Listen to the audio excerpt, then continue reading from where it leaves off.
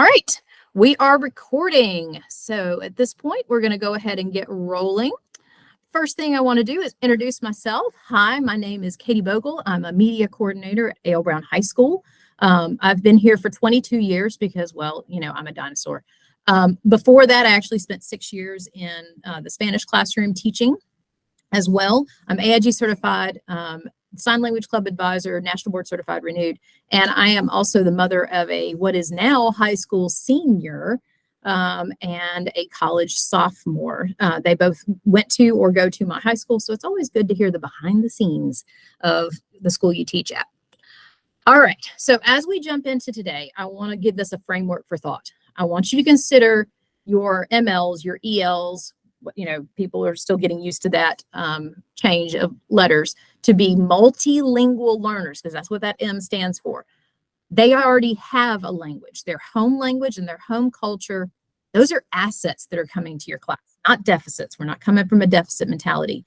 They are adding the speaking of English to the skill set that they already have.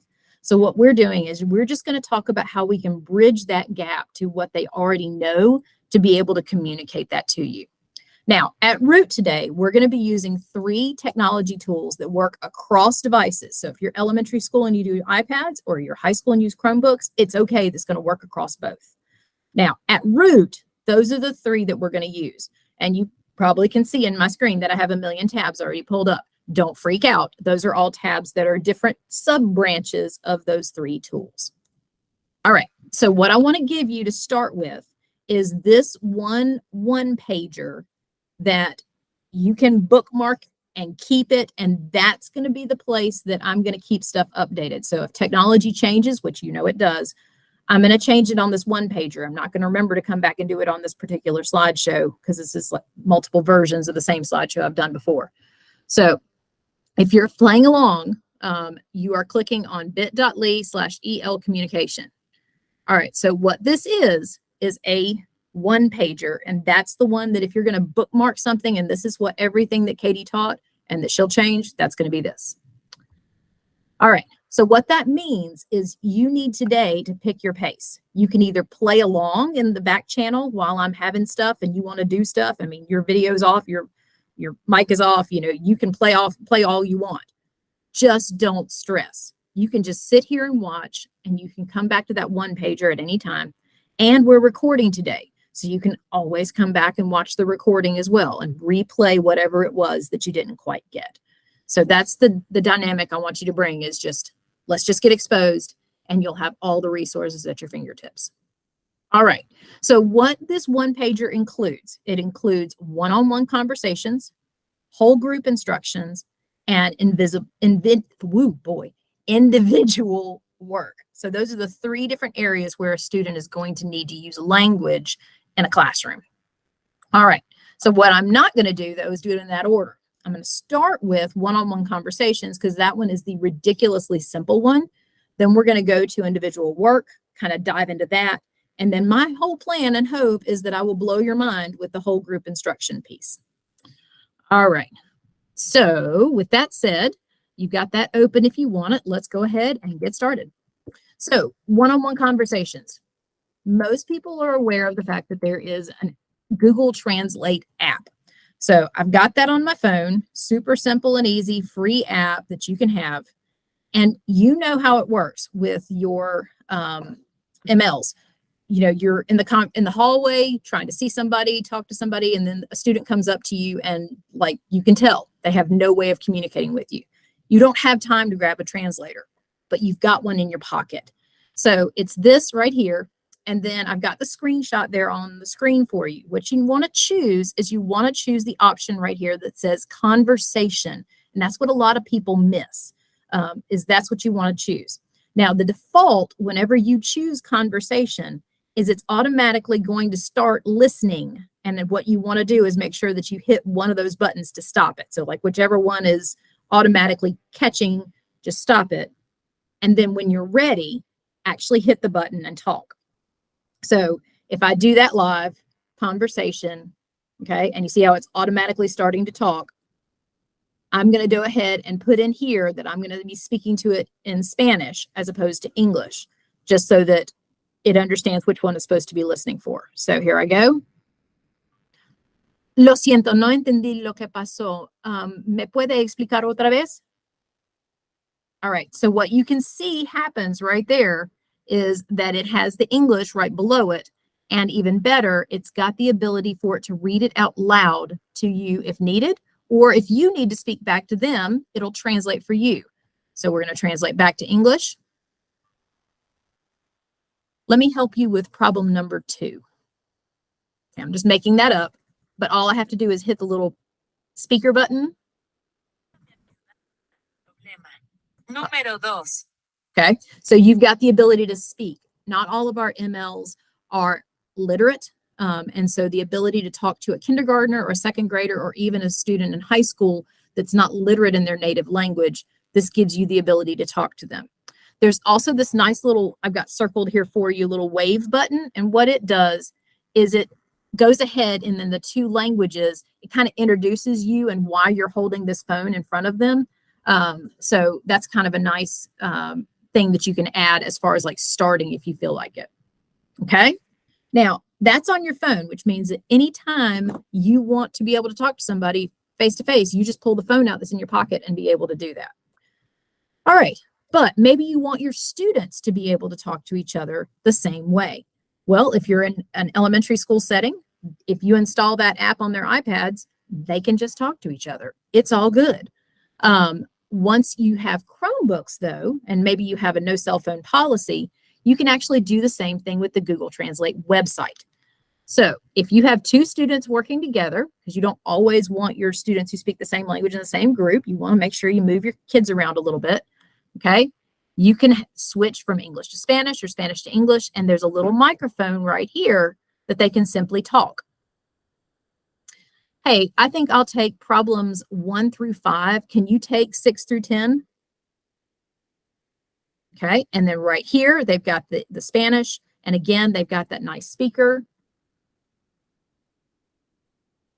And there you go. You've got the ability for them to speak back and forth. And then when they're ready to talk again, they just switch. The Spanish person goes first. English person goes second. Now, I realize we deal with MLs more than just Spanish. I'm using Spanish because of 2 reasons. 1, that's my second language, and so I can demonstrate it. And 2, because at our school, that is the predominant language that our MLs speak. All right. So that takes it for students with each other on either the app or the website. All right. So this is one of my pause moments. I'm going to switch back over here. I don't see any questions in the Q&A, so we seem to be good there. And then I'll switch back to my document. Seem to be good there. Okay. And so if y'all are good, I'm going to keep rolling. All right. Fabulous. All right. Thank you. Appreciate the thumbs up. That lets me know we're good. All right. Switching to where I can't see you again, and we're going to keep rolling. All right, so moving on, next piece. All right, Google Translate.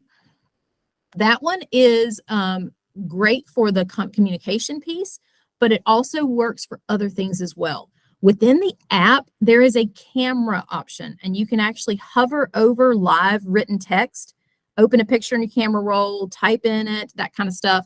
I'm not going to play this whole video for you, but I just kind of want you to get the idea of what it can do. So even if you don't hear the audio perfectly through this virtual meeting, just kind of an overview of what it looks like.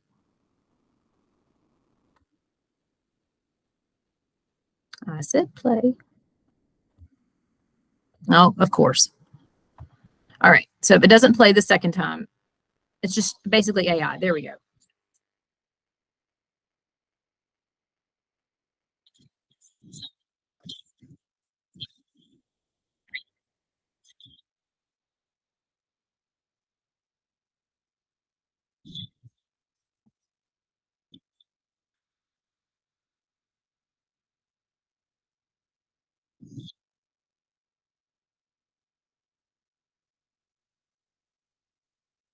Okay. So this video is also included on your stuff for later, but I just wanted you to kind of get that idea that you can live translate with augmented reality using that app camera portion. All right, on the website side of things, there's a couple of tabs that a lot of times people miss. So this is the same old Google Translate website that we've used forever, but they've added images recently. And then the two that I want to show you are documents and websites. Okay, so if you switch to the documents option, do you see where it says you can upload a doc, PDF, etc.? Okay, so here's what that can mean to you in a real world situation. You're sitting in your learning team. You and your learning team have decided that this PDF would be perfect to use with your next writing assignment with your students. So here's your link. That's great. It's a PDF, but you need to get it translated for your MLs. So in that case, you simply go download. So y'all are going to be able to see me do that live. Okay.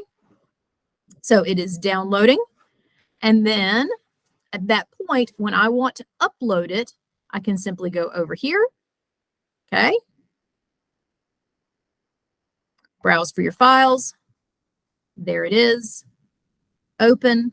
Okay. And I'm going to tell it that it's in English and I want it to change it to Spanish.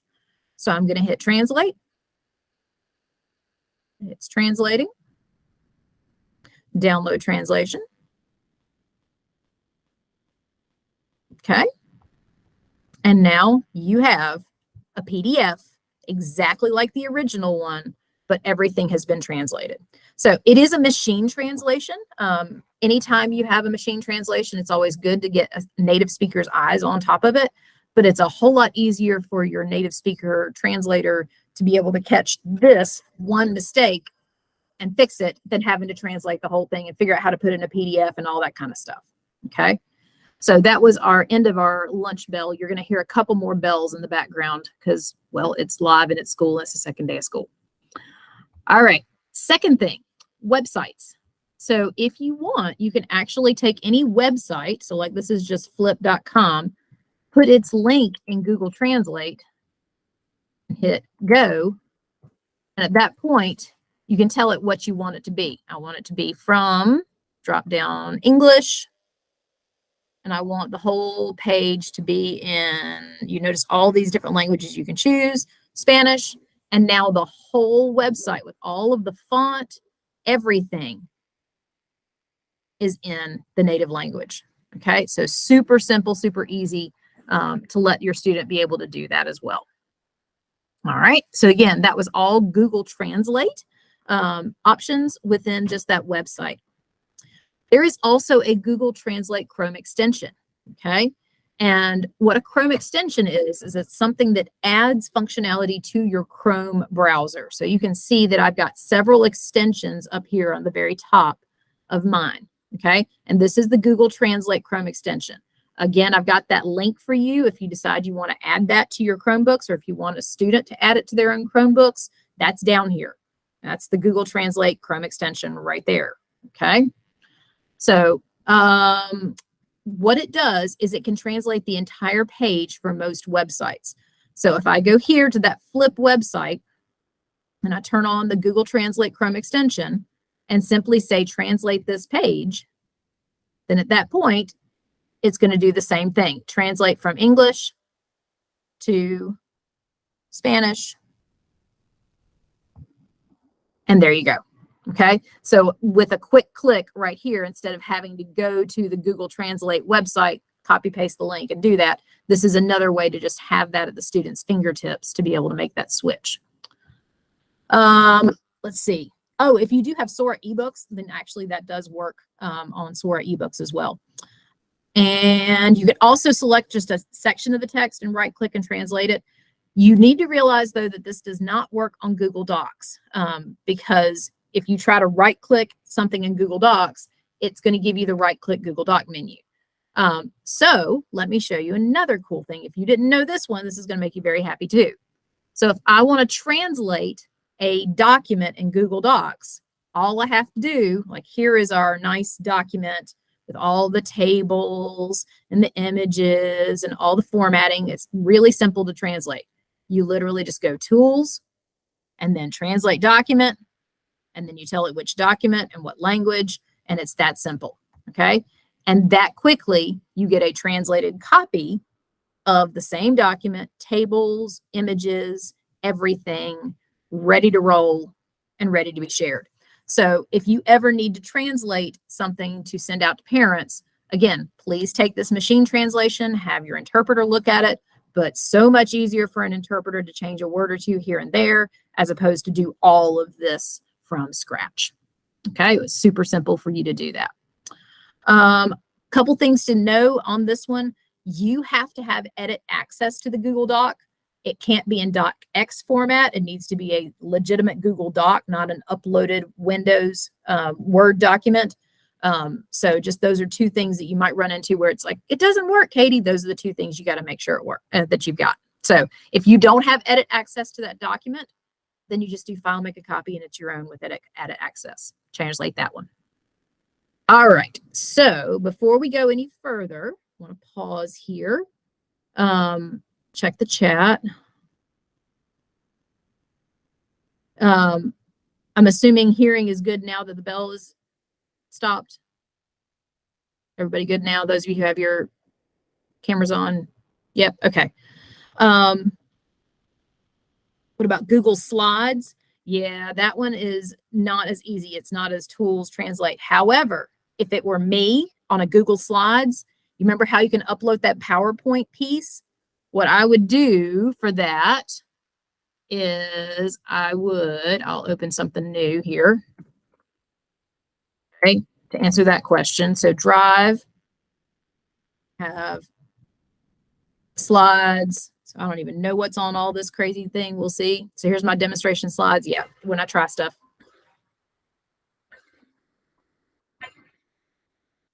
The bell will go one more time in 1 minute, and then we'll be done. So what I would do from there is I would go File and then Download as PowerPoint once you have your slides done. And then at that point, you can go back here and use the trick that I showed you. Documents. And one of the options is PowerPoint. And you can browse and upload. So, and then translate. So that's what I would do for Google Slides, is I would finish it in Google Slides, download as a PowerPoint, and upload it from there. All right. Google has an extension, Translate My Slide. Okay, so if that has been turned on for your district, or you can get an extension link to that, that would be awesome. And if you happen to have the link to that really quickly in the back channel, if you feel like dropping that in the chat, that would be awesome for the Translate My Slide extension so that people can grab that as well. There's our other bell. We're done. Yeah. Okay. Now, if you embed other things within the slides, and that's different. Yeah, absolutely. Because then at that point, you're on two different layers of stuff. All right. We good? All right. Cool. All right. In that case, I'm going to roll on to the next thing. Thank you very much for the extension link right there. Cool. Rolling on to the next tool. So that was all Immersive Reader. I'm sorry, that was all Google Translate. I'm thinking about what I'm about to do. So that was all versions of Google Translate. So that was tool number one. Tool number two is what I'm about to show you, which is called Immersive Reader. And those of you that are familiar with it are going to understand why I actually spend some time with this for a second. If you already know it, then great. But if not, this is worth knowing about. All right, so Immersive Reader. So what it does is it will read aloud in the foreign language and realize that this is going to benefit more than just simply EL students. So I'm going to go over here to just a regular run-of-the-mill website, okay? And I chose one about my school's town, Kannapolis. And let's say that you want your students to read this website. Well, your MLs can't necessarily do that. So they're sitting here looking at this as individual work time. What they can do is they can install one time this Immersive Reader Chrome extension. Okay, now that's speaking of Chromebooks for right now. iPads, I'll get to you guys in just a moment. But I want you to see what Immersive Reader can do. Okay, so install the extension one time. And then once you've done that, from that point forward, anytime you select text and then right-click on it on a website, you have this option that says, help me read this, which is right here. So I'm going to choose that. And it's going to open a new clean layout. Okay. What's nice is I'm sure you probably have students that are read aloud at request. This is read aloud at request. So all you have to do is hit play. And there you go. It reads it out loud. You can change the voice settings to be female or male. You can slow it down. You can speed it up. Okay, so that's just simple read aloud. As far as the visual cues, you have the ability to make it larger or smaller, to increase the spacing or shrink the spacing, to change the font. So if you have a dyslexic student who does better with a different font or possibly with a different overlay that would help their eye to understand things better, you can do that as well. So I'm going to switch it back to white just to make it easier for you guys to see, but you can see how you can change multiple things at the same time. Quick mention, you can turn on the nouns, turn on the verbs. So if you are an English as a second language teacher, or even if you're teaching your kindergartners, second graders, or English 1 and you're talking about parts of speech, then this is a really neat way to quickly show nouns, quickly show verbs, okay, quickly show anything like that. But here's, or even syllables, they're working on pronunciation, then it will break down the syllables for them. All right. But the final piece, and what I really wanted to show here, besides the line focus, which is super cool for reading, that's really nice, is the fact that it will translate. All right, so right here, I'm going to change this again to Spanish, just so that if you ask me if it's legit, I can tell you. I'm going to go to Latin America, switch it to document. And now not only do you have it in Spanish, but you also have a read aloud in Spanish. And so it's a whole lot better reading out loud than a lot of other ones that I've seen. You also may have noticed that on some of these words, there's a picture dictionary. So vecindario is there, and then it's got the translation, and it's got the read aloud for what it is, and it has a picture. So whatever it is that gets the message across to the student, you've got all of those tools within this one thing called Immersive Reader. Okay, so now that you understand what Immersive Reader can do, you see some of the stuff that I already talked about, more than just ELs. You got read aloud, visually impaired, focus, all those things. You need to realize the cons are it doesn't translate the entire website. You have to select the text you want. Obviously, also doesn't work in Google Docs with a right-click option because you're going to have the right-click in Google Doc. But hey, if we're going to break it, we're going to fix it. So you probably remember this Google Doc I had just a minute ago, okay? And if I wanted to be able to use Immersive Reader with it, I can't. If I go right-click, it's not going to give me the option to help me read this. So here's the workaround. What you do is you go to File, then Share, and then Publish to the web, okay? And what that's going to give you is it's going to give you a link that you can then simply publish out to the web. That link, when you open it in a new tab, looks like this. So this is the exact same document, but you'll notice right here on the right, it says updated every 5 minutes. So what it's going to do is it's going to go hit and look for that original document. If you make an edit every 5 minutes, it's going to update from that original document. So it's not in the moment like Google Docs, but every 5 minutes is pretty doggone good. Here's the other thing that's really cool. If you push out your link this way to your Google Doc, then at that point, all your students are reading it, but also all of your students have Immersive Reader. So you simply can right-click over it, choose Help Me Read This, and Immersive Reader works just fine because at that point, the website thinks this is a website and doesn't understand it to be a Google Doc. Okay, and so that's why it works. All right, so I've got that here for you on the slides, and so that's your workaround for Google Docs. Some of the products that already have Immersive Reader built in. If you are using Canvas as your LMS to push out your assignments to everybody, you can have that already there. All it has to happen is your district just has to turn it on. So this is an example of one of ours here at A.L. Brown and Kannapolis City Schools. Our district turned it on. And so this button, I didn't put that there. Somebody else turned it on, and it's just going to magically show up right there, that same Immersive Reader thing. It shows up on pages, assignments, course homepage, and syllabus. Does not work on new quizzes, just so you know. And I have a workaround in a pinch if you desperately need that. Schoology has Immersive Reader built in. Flip has Immersive Reader built in.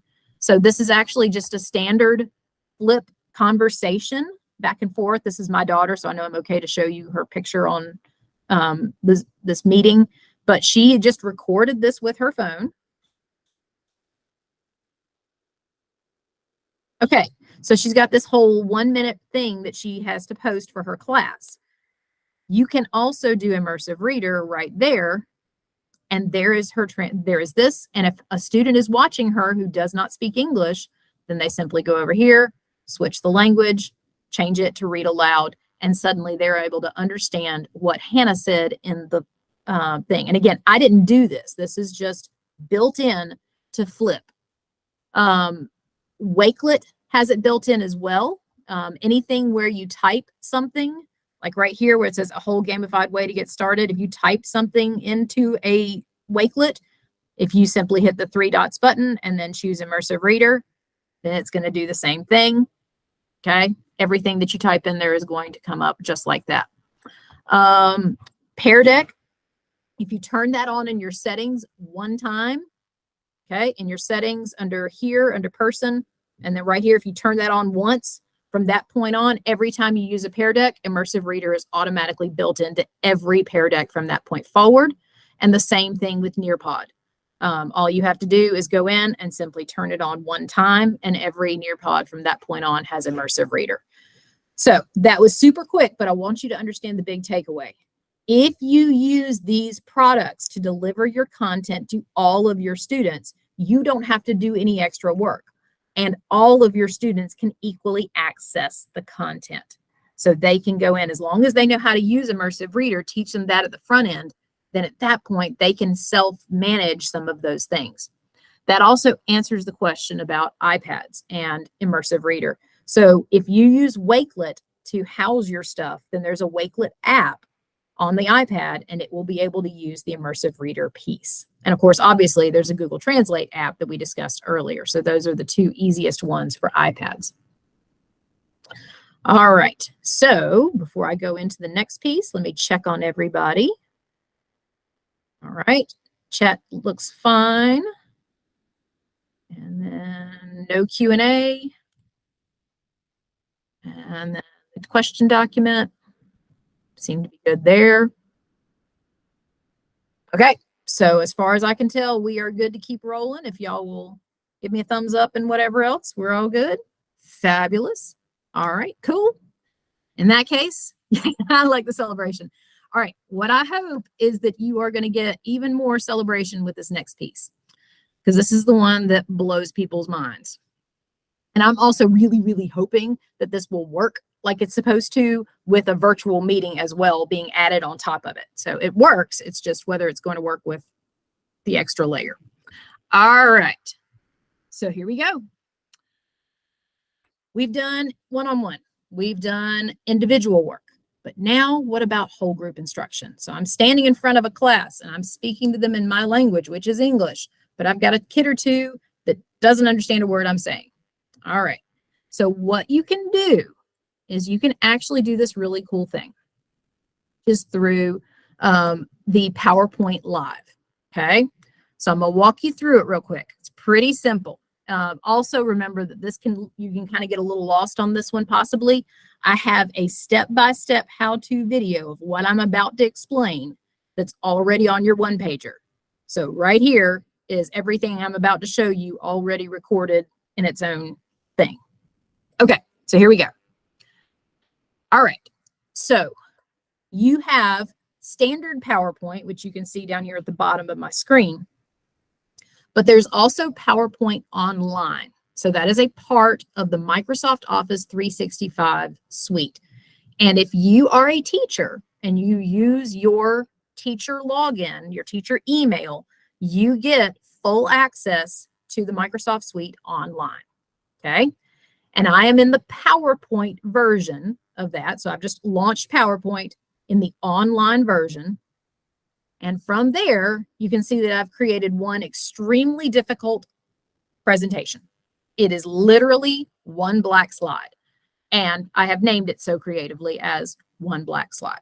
Okay, so that's all I've done. And I just keep this, and I actually have it bookmarked. I keep it right here as one black slide. Anytime I need to use this, I just pull it up, and this is what I do. All right. So here's when it actually happens with the students. Under slideshow, there are two pieces that go with this, and you can use one or the other. I'm going to show you both. All right, the subtitles option. So with subtitles, you can put it below the slide or above the slide. I like to put it above the slide because that brings it up higher for students to see, or parents. This can be for a parent meeting as well. My spoken language is going to be English. I'm going to speak English, but I want it to subtitle on the screen in Spanish. Okay, so that's step one. You don't have to do that one. That's an optional step. You can do it if you're standing in front of people and just talking and that's all you're showing. That'll work. Here's part two, which you can do by itself if you want. Under Present Live, there's a little drop down right here, and you can have people join your PowerPoint online, kind of like a Pear Deck or a Nearpod. And for right now, for simplicity's sake, I'm going to change this to anyone. And I honestly usually do this with my students too. Doesn't matter if they need to log in. Okay, so anyone can join my live presentation. And that's it. From this point forward, what I'm going to do is I'm going to present. All right, so here we go.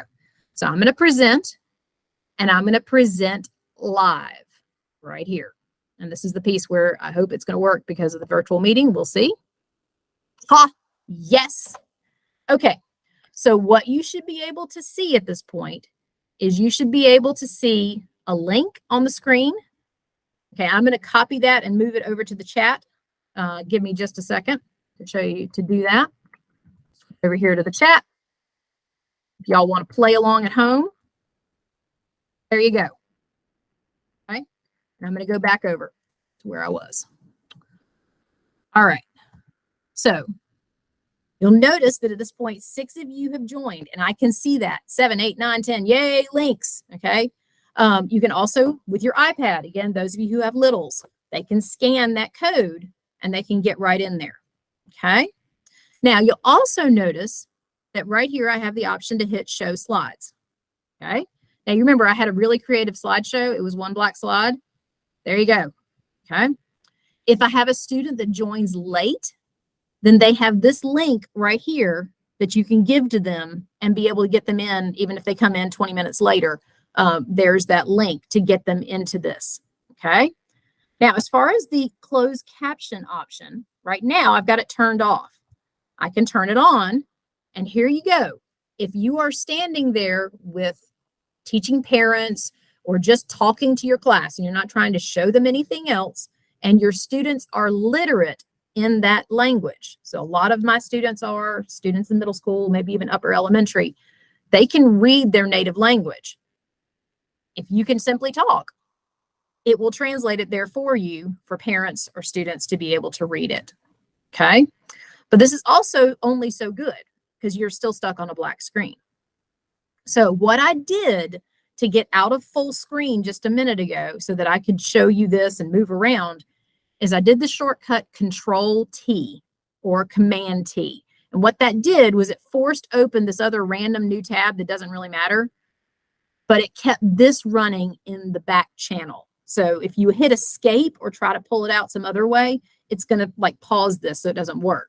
So Control-T works around that problem. All right.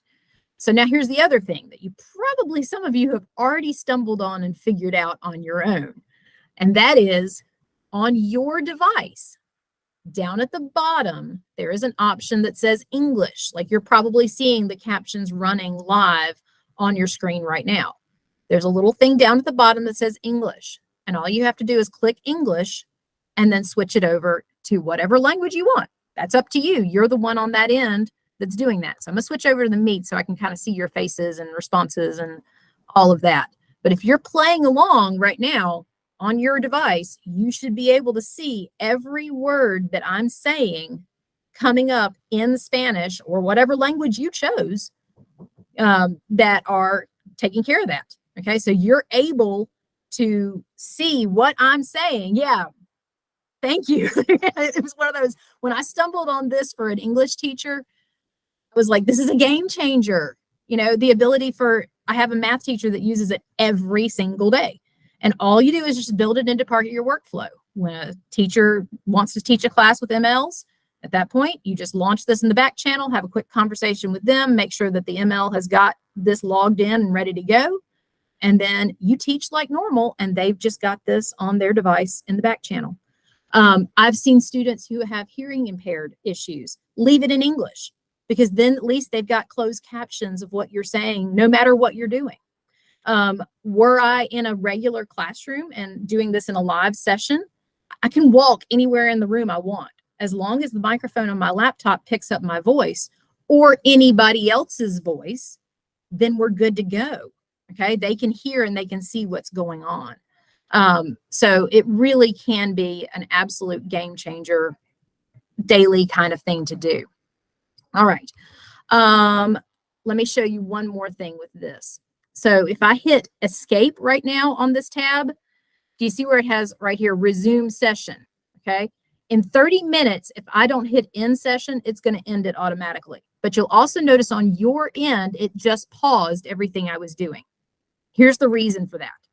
The reason for that is there's going to be times that your classroom is too noisy for this. You're going to have kids talking to each other and voices on top of each other. If that's the case, just pause it real quick, hit escape, let them talk to each other, blah, blah, blah, blah, blah. And then when you're ready to bring them all back together and talk again with just one voice, at that point, you simply hit resume session. And again, those of you that are playing along live should be able to see this, and we should pick up exactly where we are. The other thing that's really cool about this is that any student who joins this late doesn't get what's been said from the point they joined. They get from the point that you launched the thing. Okay, so they can literally see everything that's been said from the beginning of class. The other thing that's nice is if you want to take that transcript for whatever reason, people have asked me in the past, well, can I save the transcript? Okay, well, not really. There's not a finish, save transcript, but dang, just take your mouse, go copy, go paste to a Google Doc, and you got the transcript. It may not be beautiful and clean, but at least it's there. Okay, so I see thumbs up. I'm looking at the meet here. Can you use PowerPoint Live with Zoom? I would think so, because I'm doing it right now with Meet. So I would assume that what I'm doing right now would work exactly the same way. No reason why it shouldn't. So yeah. All right. Any other good questions coming into the Q&A? Good. All right. Cool. I see thumbs up. All right. I'm going to keep rolling. And I love this celebrations. That's just made me happy. All right. So I'm going to hit escape at this point, and I am going to actually end the session just so that you guys can see what it looks like on the end once we hit end. Okay. And then what your students would see once it ends. All right. So our last few things that we need to roll through. First of all, you don't have to remember all that. One, you got the recording, and then two, I put it all in the slideshow right here of exactly what you need to do to be able to get all of that, including your shortcut of Control-T that gets you out of full screen modes. Also, guys, like I said, this works in PowerPoint. So, I mean, that I created for my own sake just a one black slide so that I could do it with anything, so that I could jump around and teach whatever I wanted. But if what you do is primarily teach with PowerPoint, you obviously can use your actual slideshow and then present live. I have one teacher that does that a lot. What she has learned is that if your PowerPoint is like 70 slides long, then it will crash the PowerPoint live function. So as long as you're keeping it to like 25 slides or less, then you probably can still do it where it's like your actual content along with the present live piece. And again, that just works with PowerPoint, but you can upload your Google Slides into PowerPoint Live as well. All right, worth a mention. If you want to be able to connect with your parents, just asynchronously, the Remind app and the Talking Points app both have the ability for the parent to be able to switch to their own language. So that's a fabulous way to communicate with everyone. And just like you guys change the language on your end, the parent can change the language on their end, and they'll be able to see everything you say. Also, you want to show videos in class. That doesn't, what I showed you today doesn't solve that, but these two Chrome extensions do. So there's the DeepL Chrome extension and the Glot Dojo Chrome extension. that work with YouTube. So if you want to go in there and play with those, if you install them on your computer, then when you project and you put up your video, it'll have closed captions, but it'll also have the other language closed captioned at the same time. So you can play with those for videos and showing videos in class. All right, so at this point, I feel pretty good about what we've shown the whole group. And I think I'm going to stop the recording and then take questions from the floor if you guys want to unmute and all of that. But before I stop the recording, I just want to thank anyone who's watching the recording for helping your MLs reach for the stars, because just because they have a language barrier doesn't mean they have an amazing potential. And this is a really inspirational story. If you get a chance, there's books here for students in lower grades and for the upper grades if you want a really inspirational story to share with your students. Hey, I'm a media coordinator. I have to do at least one book recommendation. All right, so final things before I just open the floor for questions off the recording. I never know if I'm going to see anything as far as valuations from sessions that I do. So I'm going to drop this in the chat really super fast. It is literally a 3-question quiz that is just, did you learn something? What was the pace today? And what was your favorite resource today? And like I said, I'll answer questions live in just a moment. I did have another session this morning at 9 if you want to go back and watch the recording a bit later. I also have a recording of me teaching this session to my living room already on your slides, so you can take care of that. So just don't forget to do the Microsoft Office 365 account to get set up for that. So right here is how you get that done to be able to do that PowerPoint thing that I just showed you. So that's, again, on that one pager. Everything's on the one pager, ready to go for you. All right. So today we talked about digital citizenship and equitable access for your students. This is my contact information if you need me, my email address and my Twitter handle if you want to DM me. These were our sponsors and donors for today. I hope you thank them and get a chance to go and hang out with some of them. And remember that you will get attendance and feedback at the closing session after that. That's when you'll get all that and the link to the form and all the things. So that takes care of all of that. At this point, I am going to stop recording and open your mics and start taking questions from the floor.